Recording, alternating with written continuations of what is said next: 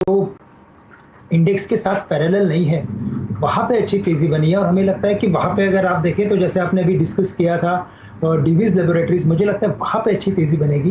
5200 के करीब ट्रेड कर रहा है, 5150 का स्टॉप लॉस रख सकते हैं और हमें लगता है कि ये स्टॉक कम से कम 5300 से लेकर 5350 के लेवल्स दिखा सकता है और अगर शायद ओवरऑल फार्मा में अगर तेज़ी देखने मिले तो हमें 5500 साढ़े 5500 के भी लेवल्स ये दिखा सकता है। तो काफ़ी प्रॉमिसिंग करंट लेवल से ये बाय बनता है और साथ ही साथ मुझे लगता है कि जुबिलेंट फूड पे भी फोकस करें क्योंकि ये जो स्टॉक है वो अपने ऑल टाइम हाई में आ चुका है।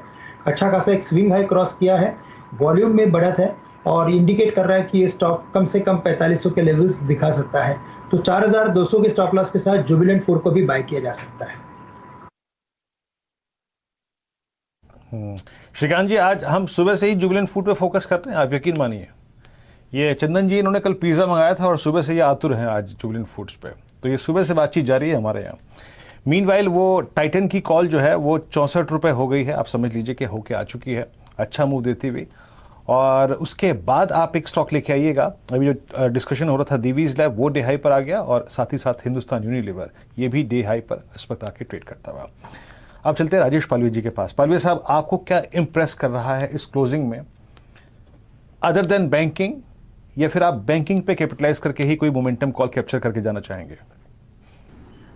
तो वीरेन जी देखिए, मेटल स्टॉक्स एक अट्रैक्टिव सेक्टर लग रहा है। हमें लगता है कि कल भी इसमें मोमेंटम रहना चाहिए और एक ऑटोमोबाइल सेक्टर, ये दोनों सेक्टर हमें लगता है यहाँ से प्रॉमिसिंग है। तो अभी जो स्टॉक यहाँ पे बाय करने की सलाह देंगे वो रहेगा ऑटोमोबाइल स्पेस से Ashok Leyland.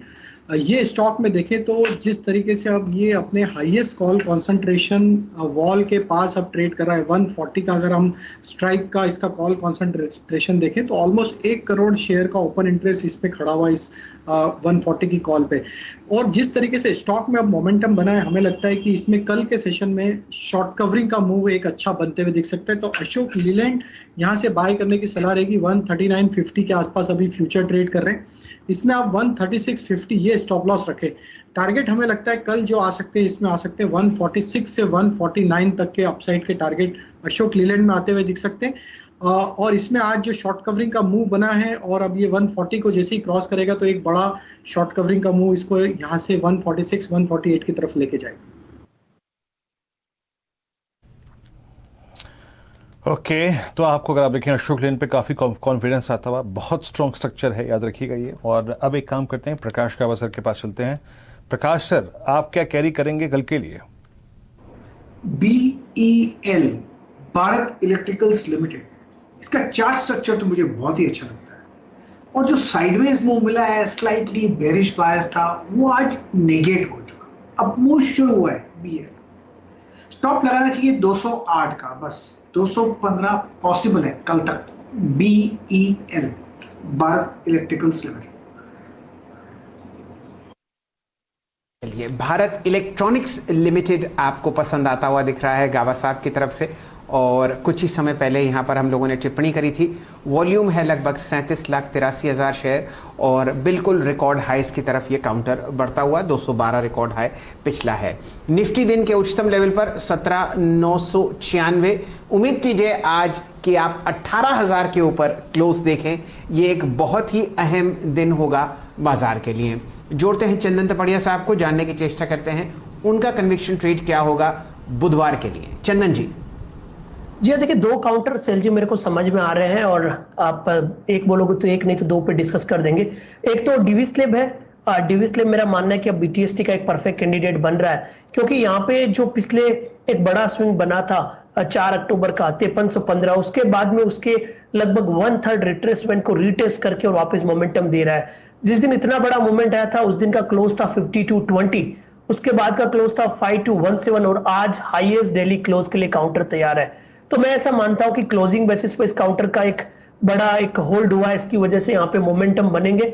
Short covering long built up दोनों एक साथ तूल पकड़ते हुए नजर आएंगे, तो डिविस्लेब पे यहाँ पे खरीदारी की सलाह रखेंगे। 5130 का स्टॉप लॉस, आपको 5500 रुपए तक के टारगेट डिविस्लेब में देखने को मिलेंगे, तो डिविस्लेब एक ट्रेड रहेगा। उसके अलावा दूसरे ट्रेड की बात करते हो तो आपने एक काउंटर जिक्र किया था HAL, और इस काउंटर में अब मेरा काफी कन्विक्शन बढ़ रहा है, तो 1365 के स्टॉप लॉस से खरीदारी की सलाह रहेगी 1460 के लिए। तो HAL और डिविस्लेब दोनों काउंटर रहेंगे जहां पे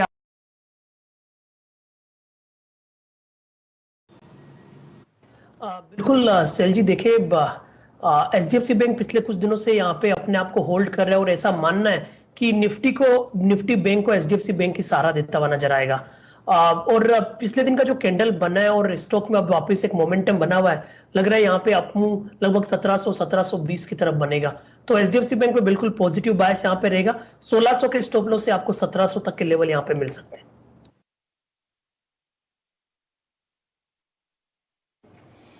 ओके, एचडीएफसी बैंक आपकी स्क्रीन पर आप देखें ट्रेवल करता हुआ थोड़ा सा स्टेबल, करीब करीब 1631 के स्तर पर रेस्ट्रिक्टेड लॉसेस के साथ। मीनवाइल आप लेके आइए एचडीएफसी लाइफ आपकी स्क्रीन पे थोड़ा सा स्टेबल होता हुआ, और कुछ स्टॉक्स जो कि अच्छा कर रहे हैं उसमें आयशर मोटर्स को आप देखिएगा 2884। देखिए आज फार्मा में, ऑटो में और चुनिंदा मेटल स्टॉक्स में तेज़ी है। प्रकाश सर, ये आयशर मोटर्स आपका बहुत पढ़ा लिखा हुआ स्टॉक है, 2888। अगर थोड़ा सा बाजार से हट के बात करूं तो ये लगभग 27 जनवरी यानी CY21 की हाईएस्ट स्टॉपिंग डाउनवर्ड ट्रैजेक्टरी को काटता हुआ ऊपर की तरफ 2887। आपका सर आउटलुक क्या है? जो लोग एक दो लोट पर ट्रेड करते हैं, कैसी अप्रोच रखें इस स्टॉक पे? बहुत ही बढ़िया स्पॉट किया है आपने आयशर मोटर्स। 2850 का पहले स्टॉप ले लीजिए और खरीद लीजिए। अब मैं टारगेट देता हूं। टारगेट मुझे लगता है कि 2950 टू 3000 वहां तक जाने की कोशिश कर। 3000 शायद थर्सडे फ्राइडे को भी मिल जाए, लेकिन 2950 पॉसिबल है फास्ट। तो 2950 टू 3000 पॉसिबल है। आयशर मोटर्स में बहुत ही बढ़िया है। इसका चार्ट स्ट्रक्चर बढ़िया है, अप मूव मिला है, साइडवेज जोन, और आज का मूव बढ़िया है आयशर मोटर्स में। वेरी गुड स्पॉट है।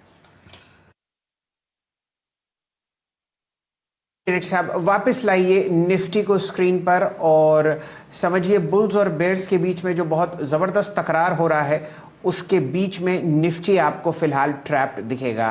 फ्लैट बिल्कुल, कुछ समय 12 पॉइंट की गिरावट थी और आपने दिन का उच्चतम लेवल देखा लगभग 17980। तो वॉलेटाइल ट्रेड मंगलवार के दिन आपके सामने स्क्रीन पर होता हुआ दिख रहा है।